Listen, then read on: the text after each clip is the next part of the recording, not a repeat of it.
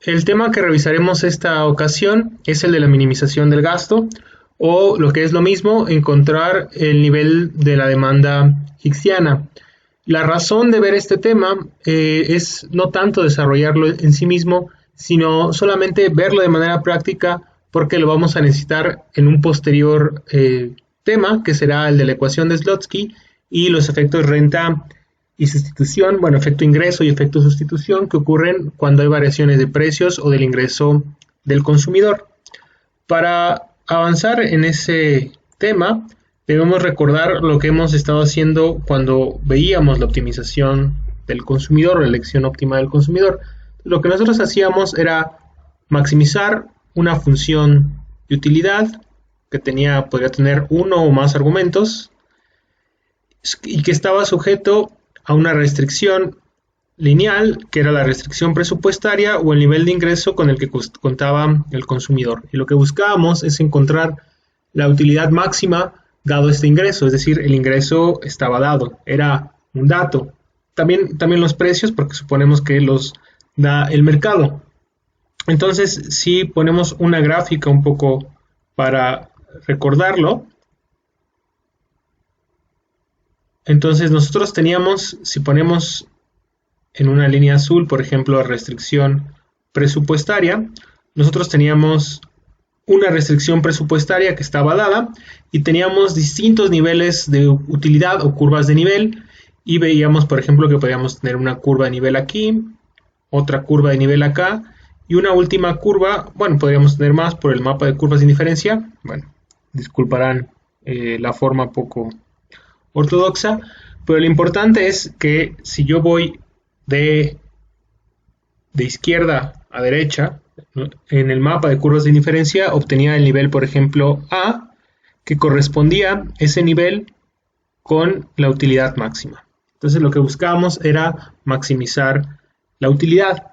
Ahora, nosotros podríamos ver, bueno, antes de avanzar en eso, la solución de este sistema o de este problema nos generaba una serie de funciones de demanda. Si revisan los ejercicios en los videos anteriores, se darán cuenta que todas las demandas que obtuvimos para funciones de tipo Cobb-Douglas, sustitutos perfectos o complementarios también perfectos, o cualquier otro tipo de preferencias que se pueden encontrar en los libros de texto o que se pueden encontrar o poner como problemas, todas son funciones de demanda que tienen dos argumentos: precios e ingreso.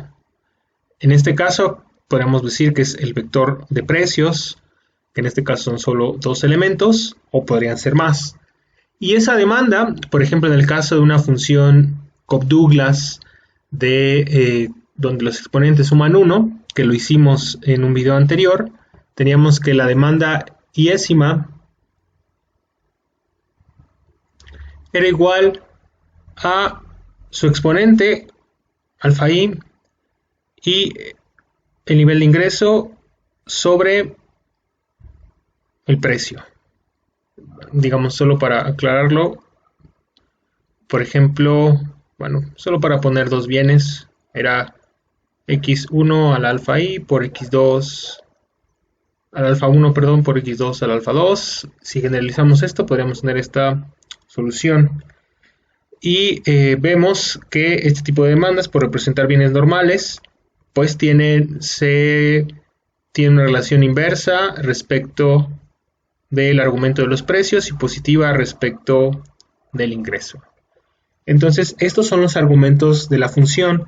Esta demanda, en los libros de texto, sobre todo en los libros de microeconomía avanzada, siempre se enfatiza que representa el nivel de demanda marshalliana, un poco haciendo referencia a la forma de solución que proponía Marshall y por otro lado para diferenciarlo de los aportes posteriores que hace John Hicks.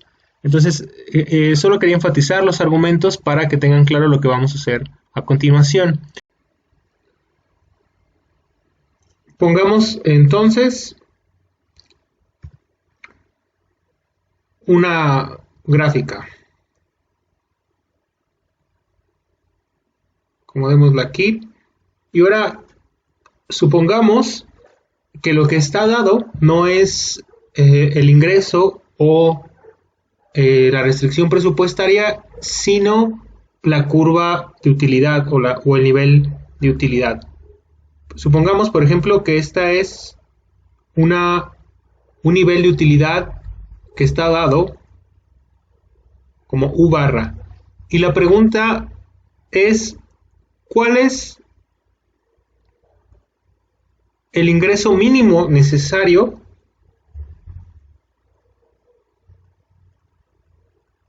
para obtener una de las cestas posibles que se encuentran sobre U barra? Para obtener el nivel U barra. ¿Cuál es ese nivel de ingreso mínimo? ¿Y por qué es un nivel de ingreso mínimo?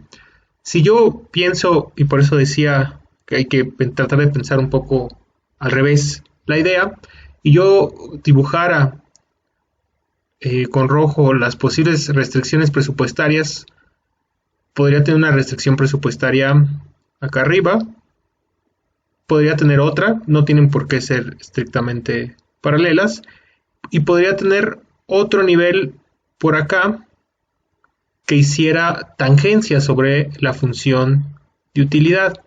Entonces este punto o esta cesta Z nos va a decir el nivel de ingreso en rojo, que minimiza el gasto necesario para esta función, para obtener este nivel, de utilidad. Entonces, esto es un poco plantear la idea en un sentido contrario. Lo que vamos a hacer a continuación, entonces, será minimizar el gasto. Es decir, minimizar no la función de utilidad, sino el gasto. ¿Y cómo represento el gasto? Pues sería precio 1 de X1 más precio 2 de X2, y aquí no tiene un igual, sino que tiene la restricción y estaría sujeto a una función de utilidad U de X1, X2, que sería igual a la utilidad que en este caso está dada. Y entonces, si yo resuelvo este ejercicio, voy a obtener el gasto mínimo, y de la solución de este problema voy a obtener la demanda, no ahora marshalliana, sino la demanda hicksiana. Y esa demanda hicksiana, como veremos al final, va a ser una función, vamos a denotarla con el superíndice H para diferenciarla de la demanda marshalliana, y va a tener por argumentos también el vector de precios, pero la función, el nivel de utilidad. Y con esto vamos a encontrar la demanda hicksiana, que nos servirá posteriormente para entender con mayor claridad el tema de la ecuación de Zlotsky y los efectos ingreso y los efectos sustitución. Ahora, ¿cómo resolvemos el ejercicio? Pues ya esta forma nos sugiere que podemos resolverlo como ya lo hemos hecho con anterioridad. Podríamos bien tenemos dos opciones: optar por la igualación de pendientes, teniendo cuidado en qué vamos a sustituir al final, o bien por los multiplicadores de Lagrange. En este caso vamos a hacerlo por los multiplicadores de Lagrange, porque nos va a permitir ver más ordenadamente y nos va a impedir que caigamos en alguna confusión respecto de lo que hemos visto anteriormente. Entonces vamos a suponer, como hemos hecho la mayoría de las veces, una función Cobb-Douglas. Entonces vamos a buscar el gasto mínimo de precio 1 de X2 más precio 2 de X2. Es decir, el gasto mínimo, que los precios no los conocemos, pero los da el mercado, y que está sujeto a una restricción que es una función de utilidad, que es que U, nuestra utilidad, va a ser igual a X1 a la 1/3 por X2 a la 2/3. Es decir, es algo que ya, una función que se ha trabajado varias veces, entonces ya podrán saber que es muy sencilla. Entonces, ¿qué tendríamos que hacer? Bueno, si lo hacemos por los multiplicadores de Lagrange, pues lo primero que tenemos que hacer es hacer nuestra función de Lagrange y posteriormente sacar nuestras condiciones de primer orden. Entonces, nuestra función de Lagrange va a ser lo inverso o lo opuesto de lo que hicimos anteriormente. Lo único que va a conservar es que tiene los mismos argumentos, x1, x2, en este caso, y el único argumento que cambia es que ahora, en vez de tener, no, perdón, tiene el mismo argumento porque es x1, x2 y lambda. No cambian los argumentos. Y lo que cambia es la forma en cómo ponemos la función. Entonces, dado que la función objetivo es esta, entonces pasa íntegra, digamos, precio 1 más precio 2, x2, y no tenemos el nivel de ingreso, porque el nivel de ingreso va a ser el resultado. Vamos a saber cuál es el gasto mínimo o el ingreso mínimo que necesitamos para obtener este nivel de utilidad. Menos, ahora lambda, nuestro multiplicador, por la restricción igualada a 0, que en este caso será x1 a la 1 tercio por x2 a la 2 tercios menos u. Y eso obviamente da 0 y es lo que acompaña al multiplicador de Lagrange. Lo que hacemos a continuación pues es sacar las condiciones de primer orden, que son las derivadas parciales. Entonces sacamos la primera derivada parcial de nuestra función L respecto de x1 y tenemos algo parecido a lo que habíamos hecho. Precio 1 menos lambda, que multiplica a la derivada parcial de todo este paréntesis respecto de x1, que por lo tanto va a ser 1 tercio de x1 a la menos 2 tercios, es decir, elevado a la n, a la n, y por lo tanto es n por a la n menos 1, 1 tercio menos 1 es menos 2 tercios, y como se considera constante, pasa de la misma forma, y obviamente se hace 0. Entonces esta es nuestra primera condición, nuestra primera derivada parcial, que lo vamos a llamar la ecuación 1. Luego vamos a sacar la segunda derivada parcial, que va a ser igual de manera muy parecida, pero ahora sobre x2. Entonces p2 menos lambda por 2 tercios de x1, ese término pasa íntegro porque se considera constante, que multiplica a x2, 2 tercios menos 1 va a ser menos 1 tercio. Eso también es igual a 0 y lo llamaremos nuestra ecuación 2. Y bueno, como ya hemos visto en otros videos este procedimiento, vamos a irnos un poco más rápido. Entonces, la tercera derivada parcial sabemos que es igual a la restricción presupuestaria, que en este caso va a ser menos x1 a la 1 tercio por x2 a la 2 tercios más u, y eso es igual a 0 y es nuestra ecuación 3. Ahora, ¿qué tenemos que hacer? Lo mismo que ya habíamos hecho con anterioridad, es decir, despejar lambda acá, de 1, 2, igualarlas, y luego, y por eso lo hicimos con el método de Lagrange, vamos a sustituir en la restricción, pero en este caso la restricción es la función de utilidad. Muy bien, entonces hagamos eso. Entonces despejemos lambda de 1 y 2. Vamos a hacerlo con otro color para diferenciarlo un poco. Entonces de aquí vamos a despejar lambda. Vamos a hacerlo el despeje directo.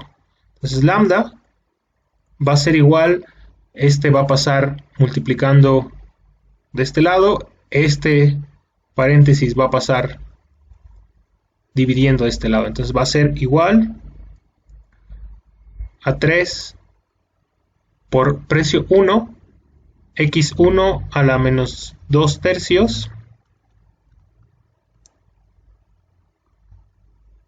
por x2 a la 2 tercios. Y si lo ponemos bien acá, podemos subir este término acá por el exponente. Entonces nos va a quedar que lambda es igual a 3p1 por x1 a la 2 tercios entre x2 a la 2 tercios. Y esa va a ser nuestra ecuación 1.1. Ahora, si despejamos lambda, pero ahora de 2, tendremos que lambda va a ser igual a 3 medios que multiplica a P2 entre x1 a la 1 tercio por x2 a la menos 1 tercio. Y bueno, si rearreglamos eso, nos queda que lambda es igual a 3, voy a ponerlo un poco más ordenado, entonces va a ser igual a 3p2, este x2 lo pasamos arriba, x2 a la 1 tercio, y queda 2x1 a la 1 tercio. Bien, entonces si seguimos del lado derecho con nuestro ejercicio, entonces, ¿qué tenemos que hacer a continuación? Bueno, esta la llamamos 1.2.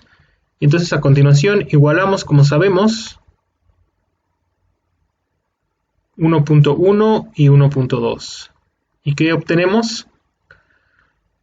Pues tenemos 3p1 por x1 a la 2 tercios, x2 a la 2 tercios, y eso es igual a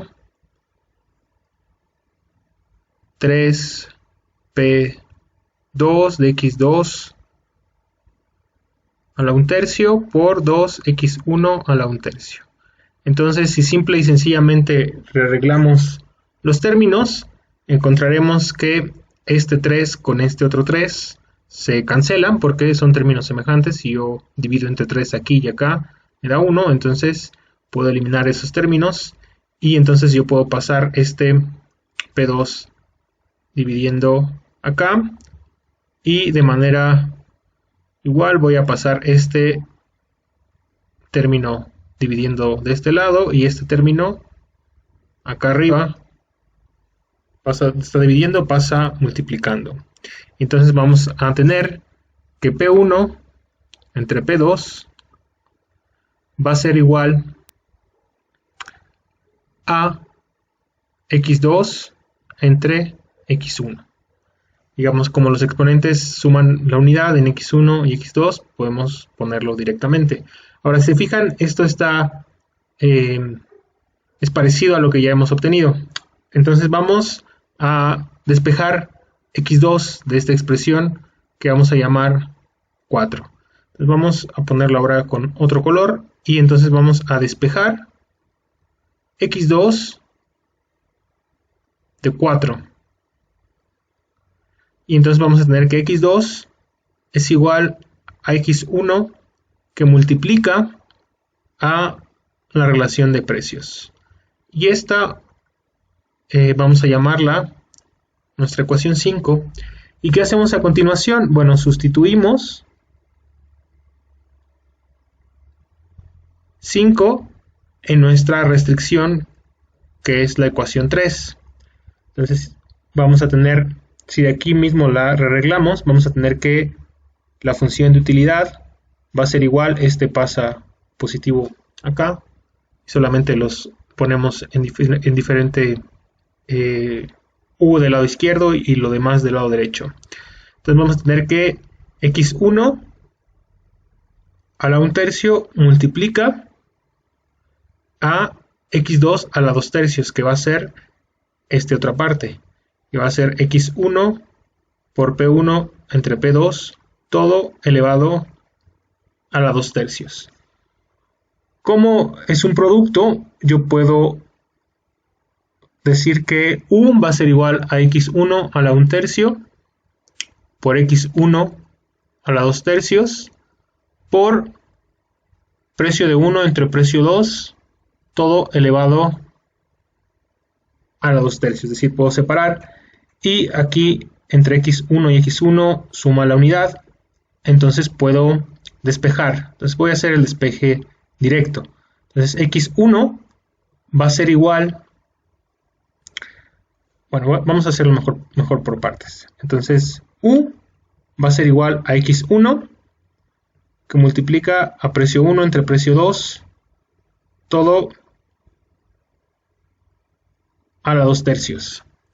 Ahora, para dejar claro el despeje, yo puedo decir que U es igual a X1 por precio de 1 a la 2 tercios entre precio 2 a la 2 tercios, es decir, no cambio la expresión. Entonces, por lo tanto, simple y sencillamente puedo hacerlo de manera inversa y volverlo a poner de esta forma. Entonces diría que X1 es igual a U por P2 entre P1 a la 2 tercios, es decir, ese sería el despeje. Y esta solución es nuestra demanda hicksiana. ¿En qué se diferencia? Ya podemos verlo de manera directa con la demanda marshalliana, en que esta demanda también contempla, en este caso hay otras que contemplaban los otros precios en otras demandas marshallianas, pero la solución marshalliana la voy a poner aquí al lado con negro. Entonces nuestra demanda marshalliana en este caso sería igual a M, que no lo conocemos, entre el precio 1, que no lo conocemos. Lo que sí conocemos es el exponente, que era 1 tercio. Entonces esta sería la demanda marshalliana. En esta, el único argumento que hay de los precios es el precio propio. En el caso de la demanda hicksiana está el precio propio del bien 1 y el precio del bien 2 del otro bien. Es decir, que lo que ocurre con el otro precio va a cambiar esta demanda hicksiana. Por lo tanto, es una demanda que está condicionada no solo con lo que pasa con su propio precio, sino con el otro precio. Pero lo más importante es que la demanda marshalliana maximiza la utilidad, esta maximiza la utilidad, y esta es el resultado de minimizar el gasto. Entonces una es la otra cara, es la otra cara de la misma moneda, digamos. ¿Por qué? Porque ambas implican elecciones óptimas, solo que la que es directamente observable es la demanda marshalliana, y como veremos en el video posterior, esta demanda es más bien una demanda hipotética que nos permitirá saber qué parte de los cambios en el nivel de consumo se deben a la sustitución de un bien por otro y no simple y sencillamente a un aumento del poder adquisitivo. Pero bueno, esto ya quedará claro en un video posterior. Como dije al principio, no vamos a ahondar mucho en el significado de la demanda hicksiana. Lo único que queremos hacer es de dónde viene, qué implica en general, y lo vamos a retomar en el siguiente video.